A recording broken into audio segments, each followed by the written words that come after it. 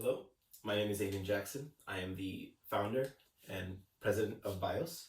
Uh, Today, we will be discussing education in biology and implications of education in biology, of changing education in biology. So we'll be starting out with very simple, questions. What is the state of biology? All right, so the current state of, more specifically, education and research. Okay, so the other topic will be what are the limitations uh, in biology currently in the biological community. So limitations.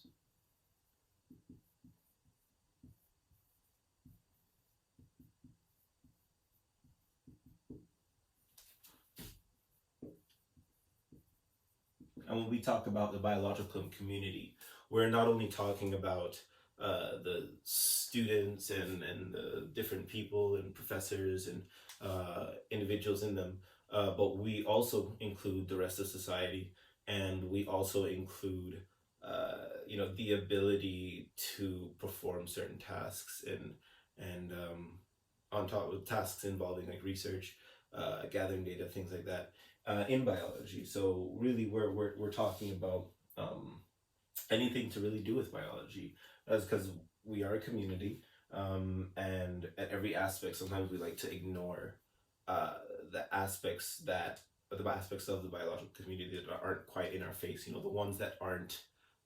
A protein isn't folding correctly, so let's figure out how to do that. A process is occurring, so let's create a molecule that can either halt that process or something that is beneficial for us. Current state of biology. So currently, biology is one of the most chosen degrees in any university, at least in the U.S. Worldwide as well. It has a lot of people are interested in it because it covers a lot of different subjects and covers many aspects of science in general, the field of science. Currently, uh, in everyone in the US, everyone across the world also learns biology from, at least in the US, starting at the fifth grade, maybe even fourth grade level, uh, all the way up through high school. It's taught in every class. There are aspects that are probably skipped out in different syllabi.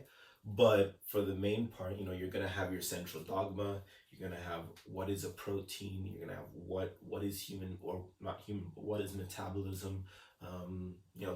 The I'll just write out the equation. I won't bother with it. But what is cellular respiration? Basic things are learned from a fifth grade level, so 10-year-old, 11-year-old level, all the way up until those children are 18. So the idea is that we develop these concepts and we build them as a foundation of their education, so that when they interface with any forward information again, or any information in their future life again, they know, oh, that's what DNA is, oh, that's what RNA is, oh, when they're talking about a protein, that's what a protein is. That's what it does. So they can gain some form of an understanding. um, uh, when you talk about state of biology in research, so as far as education is pretty standardized throughout the US and throughout the world. Yeah. So moving on with research, state of research or the state of biological research, I should say, is we're rather advanced for how far we've come since I think the starting date of when we acknowledge publications, or at least when we started recording publications, is around mid 1600, I think 1660, 1665, which I also believe is when micrographia came out. Um, but yeah, so we've published over 50 million, 60 million papers since then, somewhere around 50, 60 million papers since then, and it's only growing. We're at a 3%, 3.6% growth rate for biology for biological research. We publish, as the biological community, publish 400,000 papers a year, upwards of 400,000 papers a year, and that will grow. And an interesting note also to add a layer of complexity is that uh, the average amount of authors on a paper went from 4.5 to 6.2 authors on a paper from 2000 to 2017. And I only expect that to grow further, especially as with the conversations that I've had with many researchers and doctors. They've had a lot more collaboration on their projects, and there are a couple of different reasons for this increase in participation. You have the reason being that topics are becoming more interdisciplinary.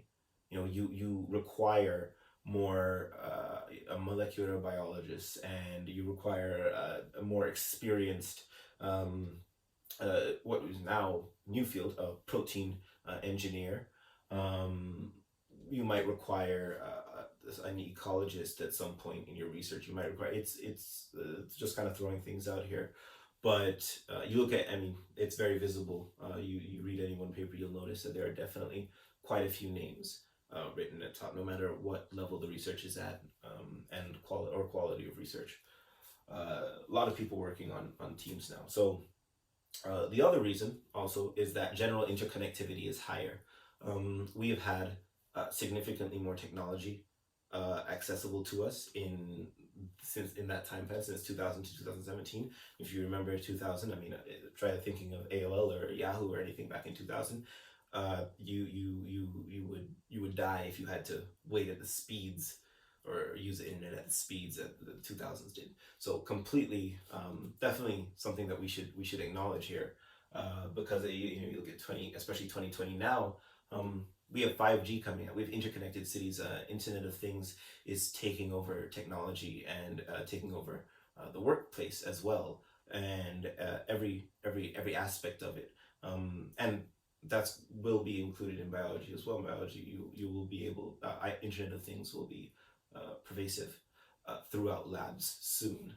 Um, so that's kind of like a little brief intro to the state of research in biology. I mean, also in biological research, you've seen a large increase in higher quality quantum or not sorry quantitative data and imaging data. So now we have single cell imaging that just came out over the last 2 years, 3 years. Cryo-M since 2017 has had exponential growth in usage. Of course, you have difficulties with cryo-M. You have the difficulties of costs of about $15,000 per structure. Then also creating a solvent for those proteins to be stable in. And of course, it's cryo, so you do need to pay for the helium that you'll be using for freezing these samples. Furthermore, there's also like X-ray crystallography, pretty much standard in understanding protein structure now. It's still expensive. It still takes a year to do on average, unless unbeknownst to me. But it's still timely and it's still costly. Thank you to DeepMind AI. So if you haven't heard, they finally were able to crack protein folding and can pretty much get any structure within one hydrogen atom distance, so 1 angstrom distance, which is very good because that's considered 90% accuracy for them.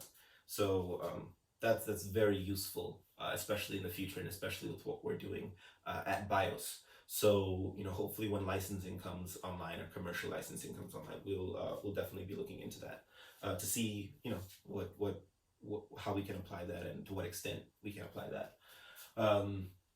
So yeah, so as far as research, just generally research has been accelerating quite a bit, exponentially even. Along with data, it's a data issue. Also in research, you have the issue of exposure of research. There's so much done. As we said, there's 400,000 papers published a year. No one person can read any fraction of that amount of papers and be able to comprehend them and keep them in their head and be able to apply them at any one time. efficiently. So that's an issue. Um, as you know, the ideas behind biology are all interlinked. So not having that ability to be able to peruse information and comprehend it, and not only peruse but produce accurate information is difficult for us. So we spend most of our time reading. We spend most of our time sitting down, learning concepts, learning processes, trying to think about how to manipulate those concept processes or change them, modulate them in some way for our benefit, whether technical level or experimental, or it just be in general theory. Um, we really do try to wrap our heads around it and get right down to it and target, pretty much create a goal, hit that goal, or create a path to get to that goal. And if it doesn't materialize, then there's something, there may have been an issue. If we do hit that goal, so then your research would be considered successful, to an extent, of course. So yeah, so tons of different aspects of research, but main thing: increased publishing, increased complexity of research, increased interdisciplinary participation in research, and increased technologies in research. And these technologies also create a lot more data. Cryom files are a lot larger. They all files, the more data you have, the more higher resolution, the larger the data will be. So that's also an issue. Also in research, research is not done for the sake of research. I think that's an issue. I know professors and or not just professors, but postdocs and tons of other individuals will will get grants and so on and so forth. But you know, it's difficult to continue. I'm gonna scratch that part out. All right. Anyway. Okay, but yeah, as I was saying, so in research, there's you have a lot of different aspects to research. You have 400,000 papers being published at a 3.6% growth rate on average, and that's exponential due to going to be exponential due to accessibility. Like you said, increase in interdisciplinary activity, and many other layers of complexity that have been subsequently added on, from publishing to bureaucracy in the workplace, to just simple lab accessibility, and that's where we kind of come into limitations of the biological community. And so there are a lot of limitations. We work around them pretty well, and we get through them pretty well, but there are quite a lot of limitations to the biological community, and a large part of that limitation, in my experience, as well as hearing other people talk about biology, and watching quite a few seminars, and reading quite a few articles, and keep trying to stay involved in the biological community. As limitations of the biological community, one of the main limitations is simply the barrier to entry, right? So everything has a barrier to entry, and for you to be competent in biology as a field, you there's a couple things that you're gonna need. You're gonna need to understand basic concepts. So your basic concepts, replication, organism replication, DNA replication, developmental cycle to an extent. If we're dealing with, if you're in seventh, I believe it's in my year, sophomore year, you learn about human development and hormones and organ systems. It's just human organ systems, really. And yeah, a large portion of learning about that is vocabulary, processes, mechanisms, and structure, anatomy, are large portions of that. And a lot of people are not able to, when they see so much different vocabulary, and have to now relate that and relay that, it can be a lot for them. They may be able to comprehend what's going on, but to then go and kind of, in essence, abstract regurgitate that, it is difficult for some people. So barrier, as well as speaking on barrier to entry, is also just simple depiction, or dictation. Sorry, not depiction. Linguistics. Bio is very very odd. You reading biology is you do need to have as you're saying before, you do need to have a large vocabulary, and you need to have those strong bases, as you're saying, central dogma, biomolecules, your basic biochemistry, your basic cell biology theory. You need to be very strong in those suits to be able to competently read through papers. And if you are reading papers, you need to know quite a bit more. You do need to know mechanisms. You need to know proteins. You need to know kind of models in protein, or not protein models, but metabolic models that we consider to be, well, it's a model. It's a standard in biology. It's such as P53. If you're in cell biology, you're gonna learn about P53 protein, oncogene, right? Or oncoprotein. Yeah, you're gonna learn about it. You're gonna learn about the lac operon. You're gonna learn about regulation. You're gonna learn about mRNA termination. There are certain things that you have to be able to know. Maybe not fully in depth, but you need to be aware of them. You need to know to an extent, how they work, and you need to be competent on them. Especially, as I was saying, with a lot of research, because those ideas are interlinked. And biology, of course, there are many different aspects. Like every research project has multiple aspects of that learning, of those stages of learning, and those concepts that you're educated on, to produce one publication, or one experiment, or any one output. So yeah, barriers of entry really include just basic concept competency, and vocab competency, right? Or just a general understanding in your vocab, in the lexicon of biology, really. Other things of limitations to the biological community, apart from barrier to entry, the cost. Biology is a very expensive field. As I was saying, cryo-EM costs $15,000. X-ray crystallography requires you to have good techs that cost money. You need to go through a lot of solvent, which is a lot of money, to run these solutions, because you need to figure out how to crystallize these proteins for crystallography. And for cryo-EM, you need to be able to freeze them in solution, in crystallography, or in cryo-EM. So cost is a high relation, even in and really in any aspect of analysis of protein analysis, DNA analysis, or RNA analysis. It's going to be high cost. Thankfully now, some machines have lowered recurring costs, but overhead costs for those machines, you're looking for like an ion torrent machine. That's definitely a couple $100,000 for equipment, all overhead, prep, setup, everything. Cryo-EM machines are upwards of $8 million.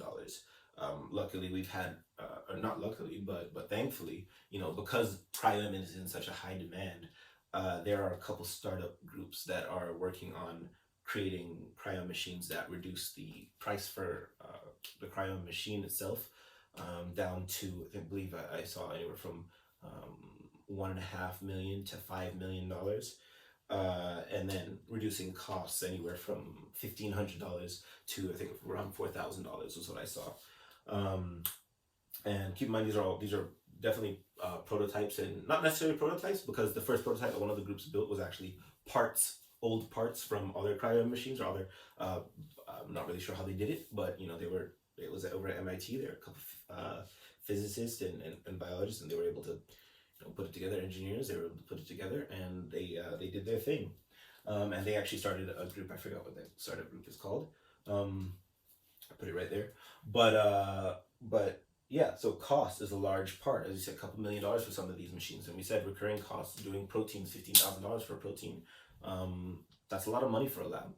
That's a lot of money, especially if you don't get it right and it's wrong. That's $15,000 down the drain, or however much money you've been spending down the drain. On top of that, you're looking at using animals for testing. That's also extremely expensive. So as you know, cell on a chip has become, you know, a big wave. Liquid culture, yeah, cell on a chip and liquid cultures, or not liquid cultures, liquid biopsies have become the two largest things in biology because of the um, smaller amount of material needed and higher efficiency, and of course you also have a somewhat moral aspect to animal testing. But those are just some. So as you said, barrier of entry, cost in biology, and we're gonna do one more that really ties back to research, and that's access to information, right?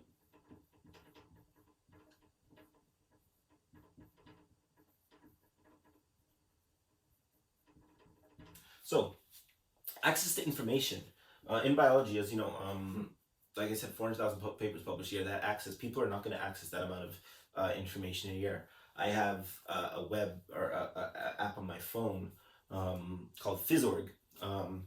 Definitely recommend you get it. I love the app. 99 cents a month. This is a plug because I love it. It's not even my company, but it's great. It actually inspired me to start my company. Um, and Phys.org allows you to pretty much, you know, select whatever type of sciences you're into. I have all of them come up on my phone. So you know, astronomy, neuroscience, quantum mechanics, you know, molecular biology, ecology, geology, all sorts of stuff, behavioral. You know, that's also involved in there. So they publish was 200 papers a day, and you know, I'm not reading 200 papers a day, but the fact that that's published and they have a network that can do that shows you that people are interested because they have a demand that they're keeping up with, um, and you know, it shows that there is interest in people casually reading and casually understanding information in not only biology but in science overall. So yeah, it's access to information is really the most important thing.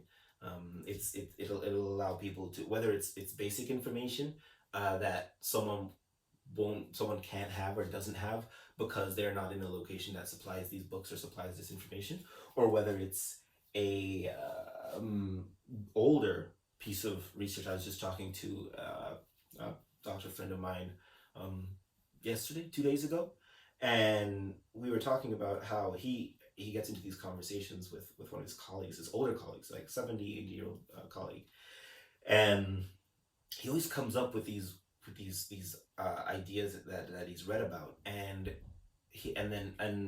my friend had said he's never seen them before. He never read about them. He looks them up on the internet, can't find them, and you know, a lot of from what he's understood is that a lot of the research that his friend reads is old research, very old research. So you know, 70 plus, 50 plus years old, and some of it's still relevant today. So just that idea that you can't actually access all the information on the internet alone, there are publications that are not digitized yet, is also something that causes, you know, one of our limitations, and decreases our access to that information. And if you, you know, those books that are not on the internet would be, you might as well not even see them, because unless you know the books exist, then the information doesn't exist to you.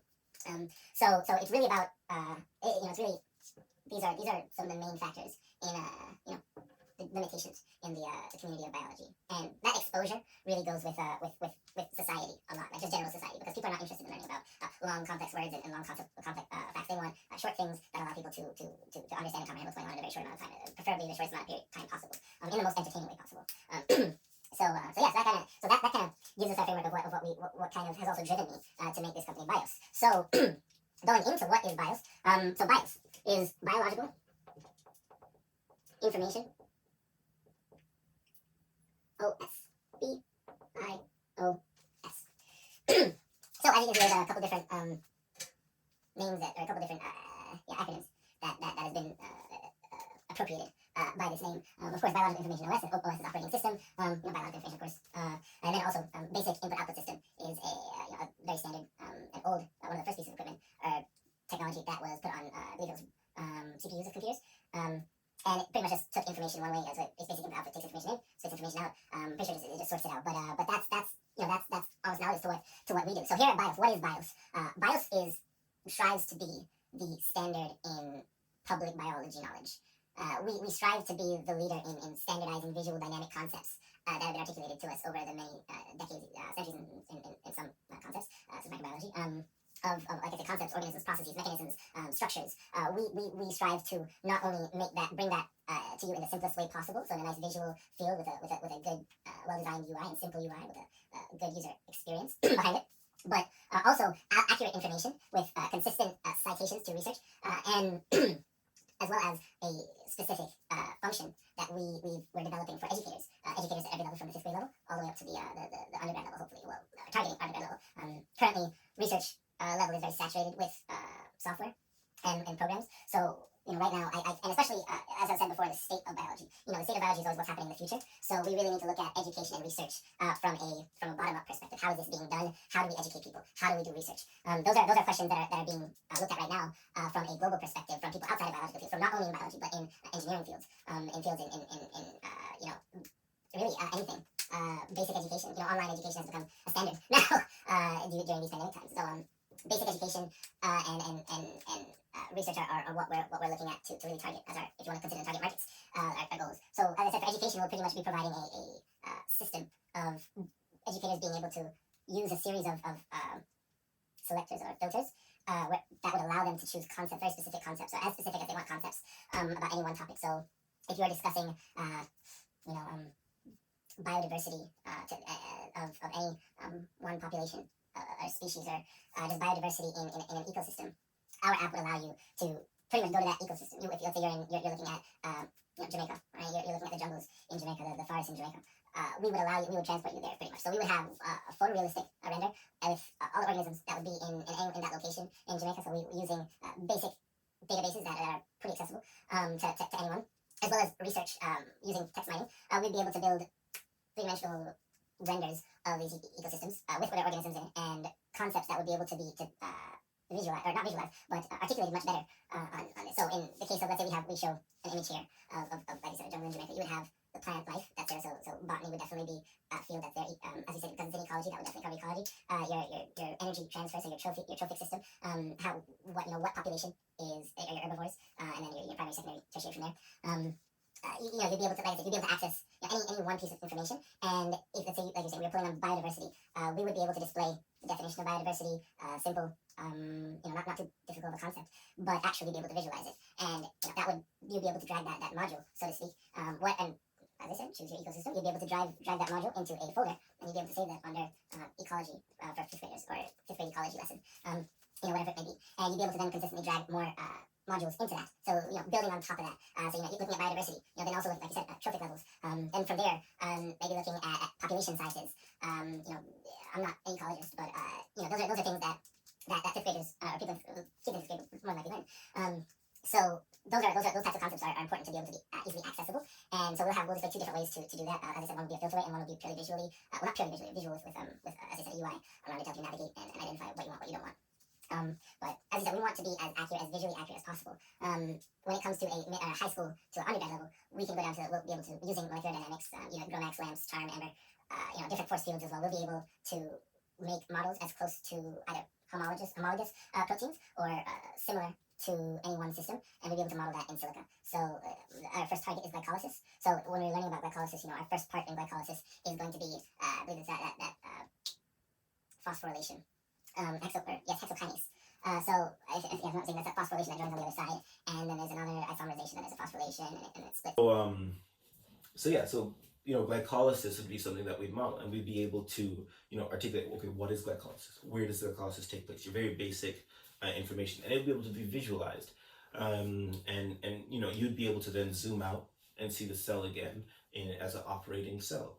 And you'd then be able to choose another subsequent pathway or structure or process, DNA replication, or just going over the central dogma in general. What do they look like? What do they do? Those are also questions that a lot of people have never seen before. Most of the world hasn't seen before, because it hasn't been done before, in mass, or in such a large scale. And so that's what we're really trying to do. The idea is to not only be able to articulate these concepts and processes and mechanisms and structures and theories to simply, but also in a very dynamic, visual, interactive way, and a way that makes you want to continue learning about these organisms. We'll also be able to explore and go around and see different concepts and topics that are important to biology. We plan on having a section where you'll be able to learn different basic concepts about biology, similar to many other any other intro book that you'll read, or any other thing that you'll read. We'll have that any intro video that you watch. We'll be able to have that right on app, and that's something that I do want to comment on. That we will not be like Khan Academy or Coursera or Masterclass or any of that.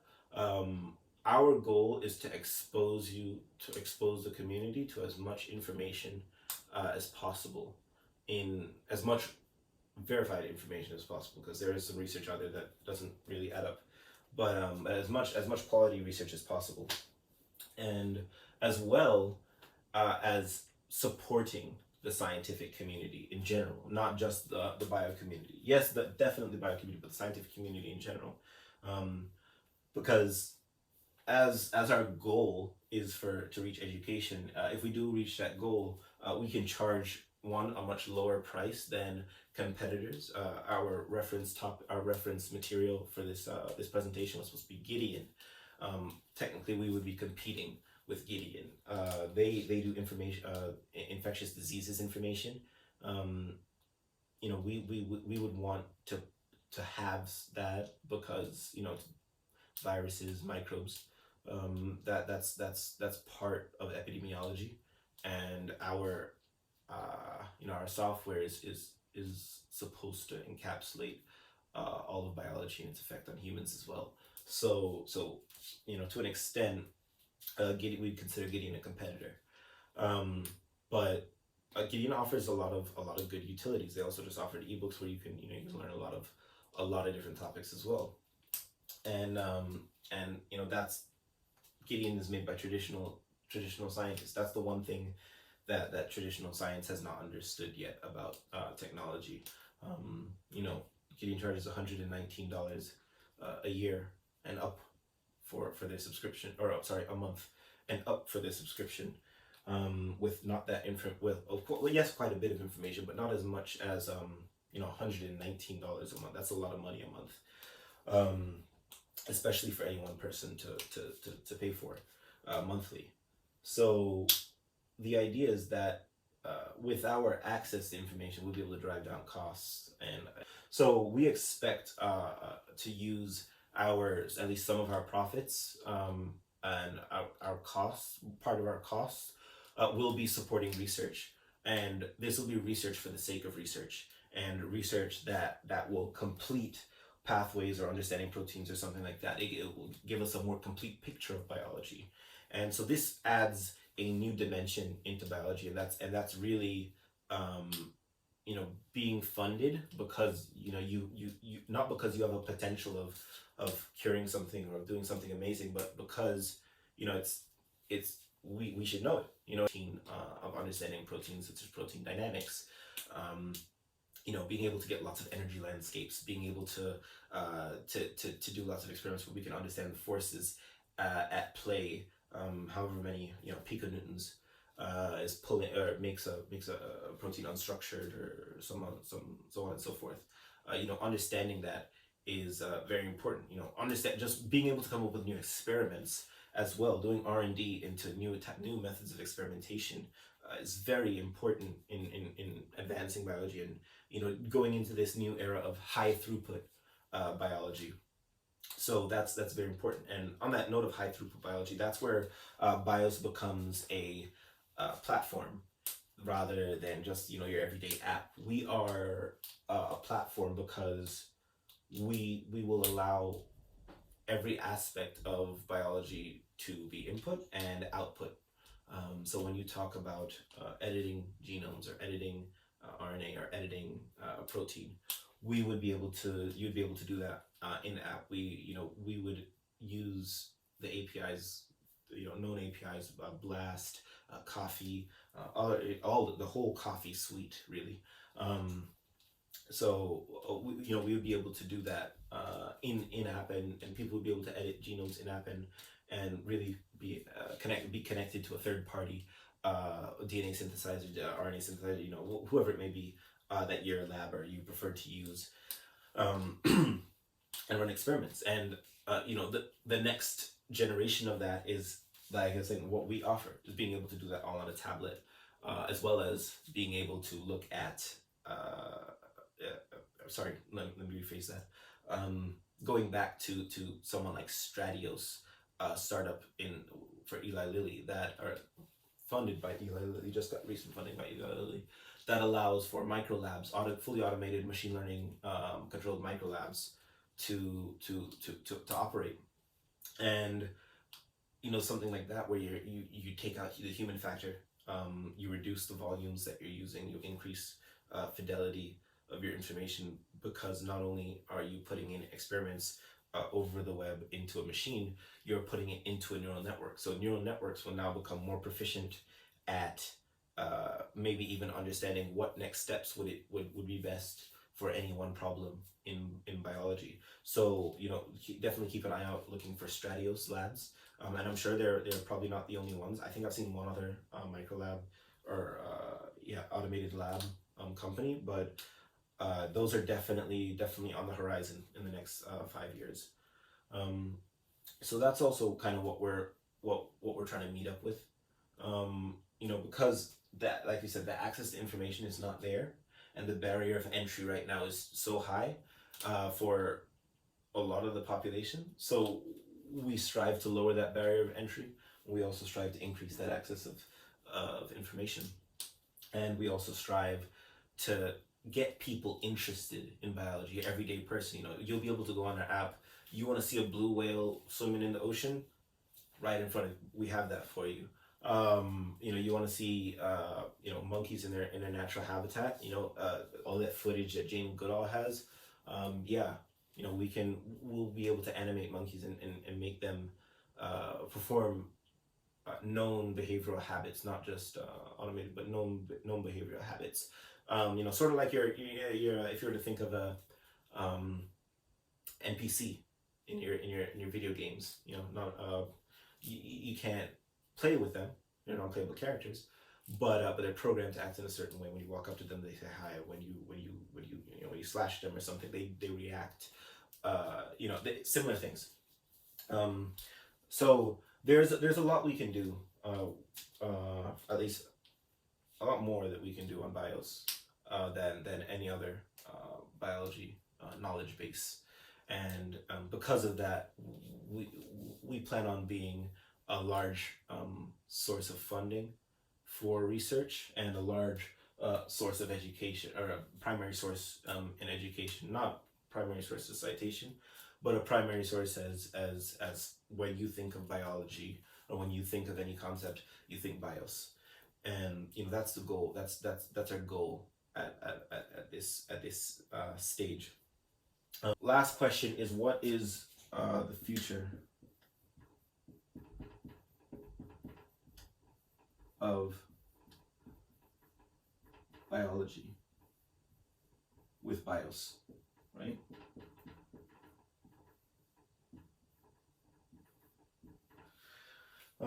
Well, as I said, it was a little bit stated, prior to, just to highlight, because we're focusing on education, we will be able to provide a centralized resource, centralized modular methodized resource for any one concept, process, structure in biology. When it comes to research, currently we're not focused on actual research grade software, because, like I said, it's a very saturated market and it's costly. So research would really be doing preliminary research before you conduct an experiment, looking at processes, looking at concepts, reading papers, accessing papers, maybe even accessing videos through our software. We'll have if you imagine this is a screen, we'll have like a small rectangle up here somewhere, we're not really sure yet, with the names of all the authors, and every time you click on something, it'll come up. So we'll always have researchers will always have recognition in BIOS, no matter what it is, no matter who it is, even if it's the last person published on the paper, or not last person, but middle person, should say, published on the paper. Um, their face will be there. They'll have an image. People will know who they are. Because you know, conducting research for BIOS, conducting research for everyone really. So yeah, so for the research, we'll have at least preliminary. Um, as I said, to handle these limitations in the biological community, decreasing barrier of entry. How are we doing that? We're increasing the visual learning aspect of biology, which is what biology really is. Let's be honest. It's structures and organisms overlaid with concepts and words that we've used to depict these things going on, but they go on whether or not we describe them. You know, so yeah, going back to having those basic uh, concepts and basic vocabulary skills. Also go back to education, so that's what we'll be providing.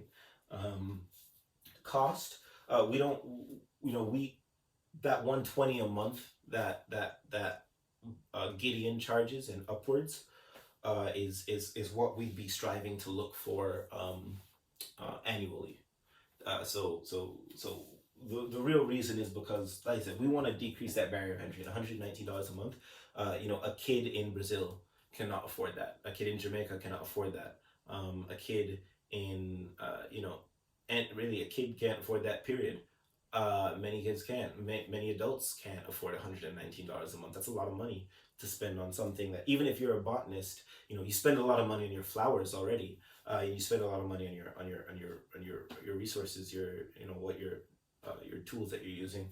So the information tool, because we can do it at scale, it should definitely for you, there should be no reason you're paying that much, and for us, we believe that there's no reason it should cost uh, it should be cost prohibitive for you to learn. And like I said, access to information that kind of goes with cost and barrier, but access to information is like we said, if that exposure of getting those old papers, or those far out there papers, or those just not well known papers, bring them up to the surface, so that when you're talking about any one protein, you can look through a timeline and see, oh, these are all the papers published back from whenever this protein was mentioned, or whenever this mechanism was mentioned, or to what it has evolved to, or what's the most recent research done on this. And what other or concepts and ideas does it point to, or does it use, or does it implement? So like I said, access to information is that next key that we'll have. So, but I believe through creating any degree of increased accessibility will lead to a degree of actual interaction with the customer, and as well as interaction with information. And so that's also where access to information comes in. It's that's what we strive to do. Information should not you should be able to have access to information. After all, it is the only thing that will be the stabilizing or equalizing force in this world.